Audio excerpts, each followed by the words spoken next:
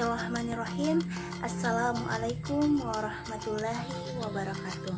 Bertemu lagi dengan saya Sri Afridawati.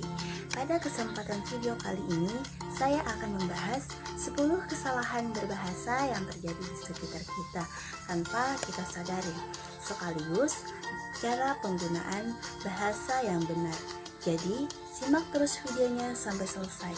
Ingat, jangan di skip ya. Kesalahan berbahasa yang pertama yaitu menggunakan kata merubah atau mengubah.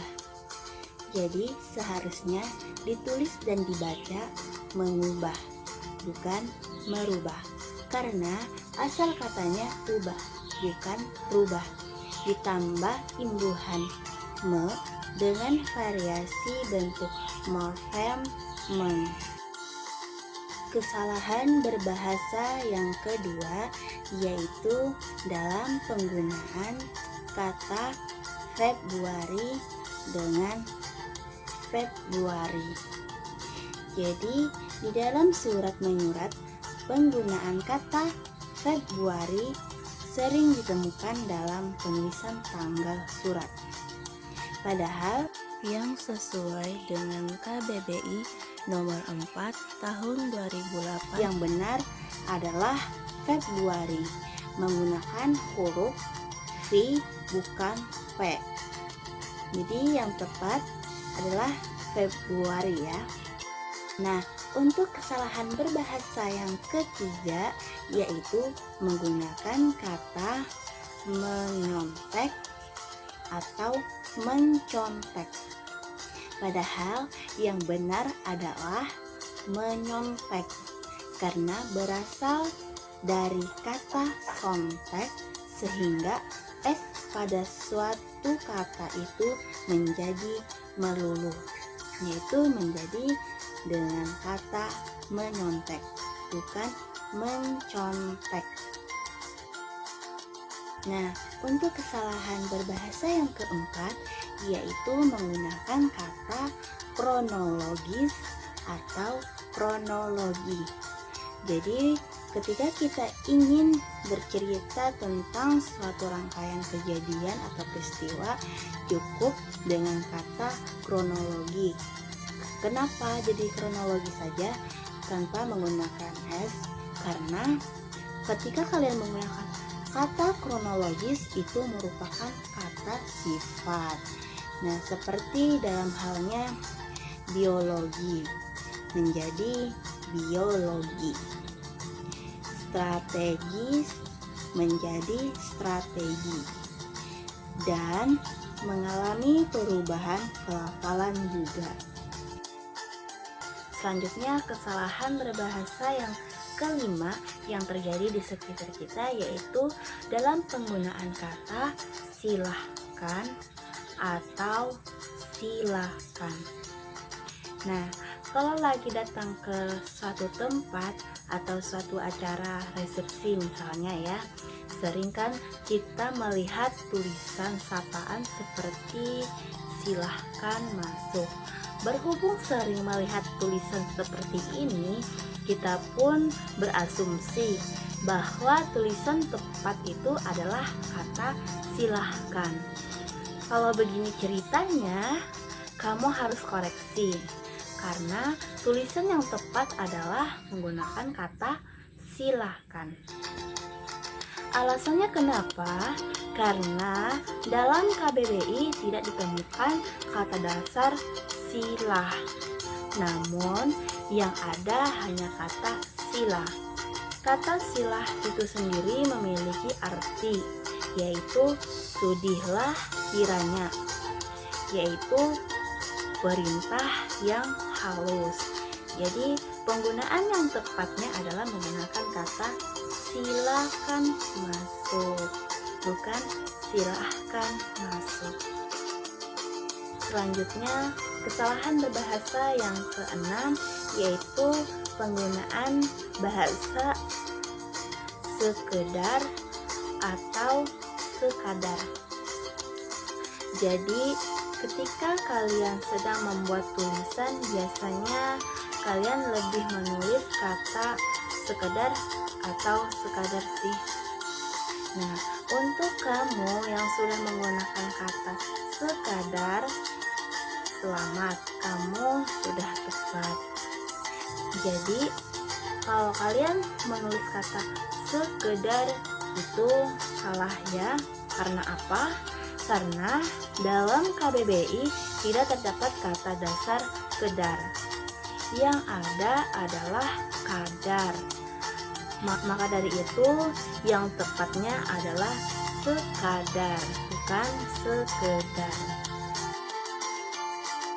Selanjutnya, kesalahan berbahasa yang ketujuh yaitu menggunakan kata analisa atau analisis.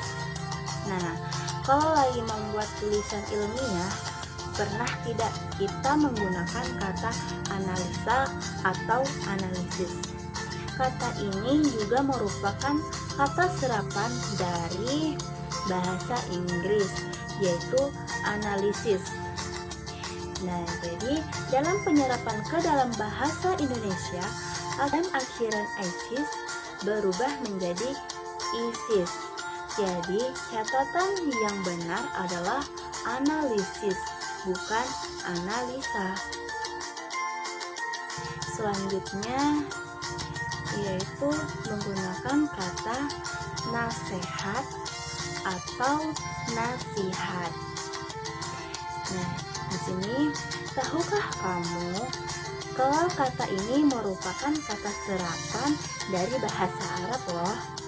Nah, jadi kata ini berasal dari kata kerja nasaha yang berarti khalasha, yaitu murni serta bersih dari segala kotoran.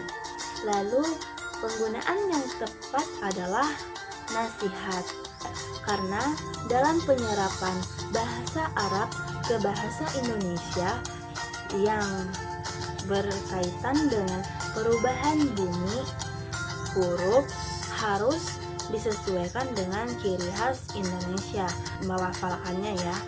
Maka dari itu penulisan huruf vokal yang tepat menggunakan i, bukan e. Jadi penggunaannya tersebut adalah nasihat, bukan nasehat.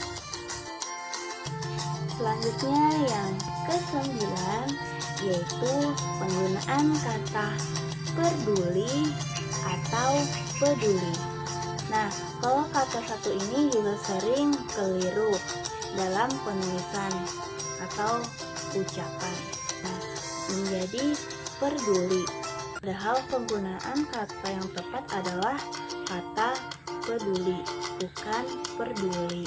Nah, untuk kalian yang sudah melakukan kesalahan dalam penulisan baik pengucapan, ayo mulai peduli dengan penulisan bahasa Indonesia yang benar. Bagaimana? Apakah kamu termasuk salah satu yang sering melakukan kesalahan penulisan tadi? Mulai sekarang, mari perbaiki cara penulisan kita supaya sesuai dengan aturan yang ada dan tidak menyesatkan orang lain juga. Terus ingat, penulisan kata peduli atau peduli yang tepatnya adalah peduli. Nah, di sini kita sampai kesalahan yang ke-10 yaitu penggunaan kata di mana atau di mana. Nah, kalau kalian misalnya punya adik ya yang posesif banget seperti ini, pasti menyebalkan ya. Coba selain sifatnya yang posesif, ada lagi tidak hal yang menyebalkan lainnya. Yap, dia menulis kata di mana. Kurang tepat. Karena apa? Kata di mana ketika digabungkan itu kurang tepat ya. Apabila kita merujuk dengan pedoman EYD, ejaan yang disempurnakan. Nah, jadi setiap kata depan seperti di dan ke harusnya ditulis terpisah. Jika ketika menunjukkan suatu tempat. Jadi kalau kita menuliskan kata di mana itu antara di dengan mananya itu kita pisah. Jadi kalau adik kalian posesif kayak tadi, coba deh suruh dia koreksi dulu penulisan katanya, jangan langsung marah-marah.